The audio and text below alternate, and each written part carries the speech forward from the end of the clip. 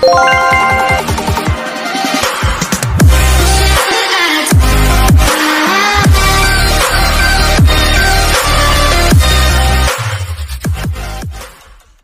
warahmatullahi wabarakatuh. Waalaikumsalam warahmatullahi wabarakatuh. Alhamdulillahirabbil alamin wa bihi nasta'in ala umur dunya waddin wa ala alihi wa sahbihi ajma'in.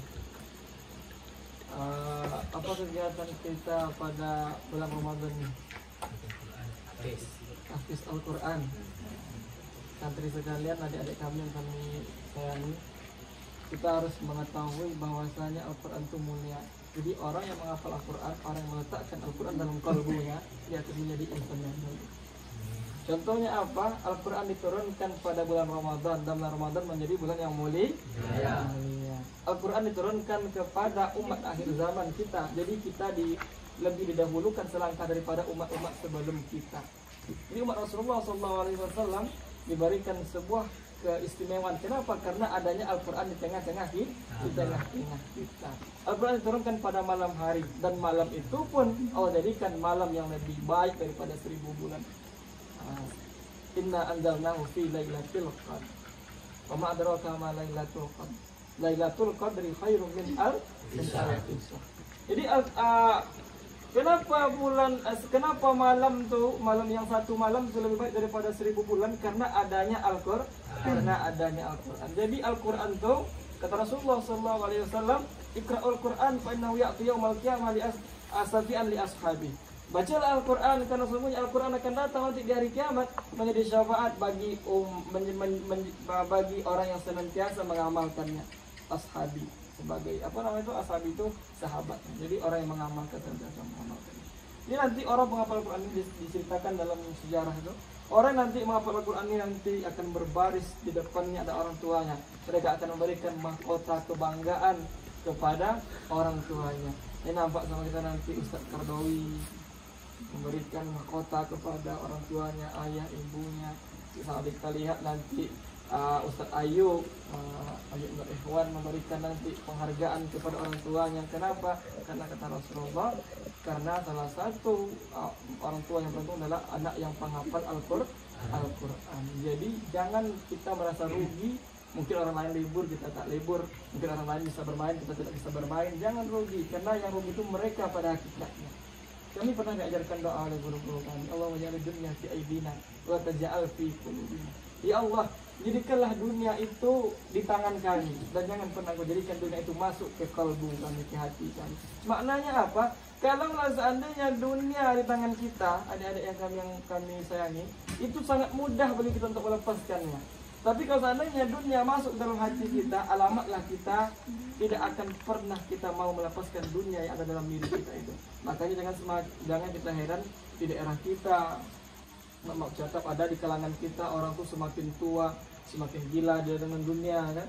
Semakin tua dia semakin gila dia dengan harta, semakin tua semakin rakus dia terhadap kekayaan. Kenapa? Karena dunia masuk ke dalam hatinya. Mudah-mudahan kita dijauhi oleh Allah SWT dari sifat cinta dunia. Amin ya Rabbal Alamin. Ya Rabbal Alamin.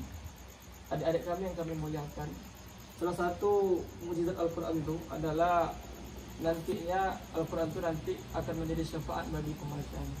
Ada sebuah kisah orang yang fasik tapi dia mengamal tabarak Al-Quran. Jadi dia terhindar dari siksa alam kubur. Kenapa? Karena berkat dia membaca tabarak. Ada sebuah hadis sahih diceritakan oleh guru-guru kita. Ada seorang di zaman Rasulullah SAW, dia imam. Ketika dia baca takbir, angkat takbir, Allahu Akbar, Bismillahirrahmanirrahim, Alhamdulillahirabbil alamin, Arrahmanirrahim, Maliki yaumiddin, Iyyaka na'budu wa iyyaka nasta'in, Ihdinas siratal mustaqim, siratal ladzina an'amta 'alaihim ghairil maghdubi 'alaihim waladdallin. Amin. Gitu kan kita baca. Sebelum dia, sahabat Rasulullah tadi, orang yang bersama Rasulullah tadi membaca ayat lain, dia selalu membaca Qul huwallahu ahad, Allahus samad, lam yalid wa lam yulad wa lam yakul lahu kufuwan ahad. Sebelum dia membaca ayat lain dalam salatnya, dia selalu membaca Al-Ikhlas dulu. Kemudian mengadulah para sahabat jemaahnya kepada Rasulullah. Ya Rasulullah, di daerah kami ya Rasulullah, si fulan bin fulan ya Rasulullah, kami senang dengan imam dia ya Rasulullah, tapi cuma satu, dia itu tidak pernah meninggalkan bacaan Al-Ikhlasnya sebelum baca ayat-ayat yang lain. Apakah benar begitu? Kata Rasulullah, benar ya Rasulullah. Panggil mereka, kata Nabi Sallallahu Alaihi Wasallam. Panggil dia, kata Rasulullah.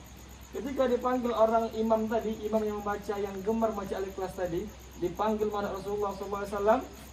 Tanyalah kepada Rasul, tanyalah ya Rasulullah kepada sahabat yang gemar membaca Al-Ikhlas tadi. Wahai sahabatku, apakah benar kata orang begini? Wahai sahabatku, iya ya Rasulullah. Apa yang membuatmu selalu tidak pernah mau meninggalkan Al-Ikhlas dalam salatmu? Kata pemuda tadi, ya Rasulullah, ketahuilah saya cinta kepada Al-Ikhlas. Rasulullah dengan tersenyumnya, ketahuilah wahai saudaraku, ketahuilah wahai sahabatku, karena cinta kamu kepada Al-Ikhlas itulah nanti membawa kamu ke surga. Jadi kita santri ini jangan hanya cinta kepada ukti-ukti, itu tidak ada dalam kata-kata santri itu. Jadi kita cinta kepada ilmu, cinta kepada Al-Quran. Contohnya sahabat Rasulullah tadi cinta kepada Al-Ikhlas, karena cinta dia itulah membawa dia masuk ke dalam surga dan meraih ridhonya Allah Subhanahu wa taala. Mudah-mudahan kita semuanya mendapat ridho Allah Subhanahu wa taala berkah cinta kita kepada Al-Quran. Amin ya rabbal alamin. Nah, mungkin inilah yang dapat kami sampaikan. Mudah-mudahan nanti dapat kita ambil iktibar, dapat kita ambil pelajaran dalam apa yang kami sampaikan ini, terlebih-lebih bagi kami yang menyampaikan ini. Hadanallahu wa iyyakum ajma'in. Assalamualaikum warahmatullahi wabarakatuh. Waalaikumsalam warahmatullahi wabarakatuh.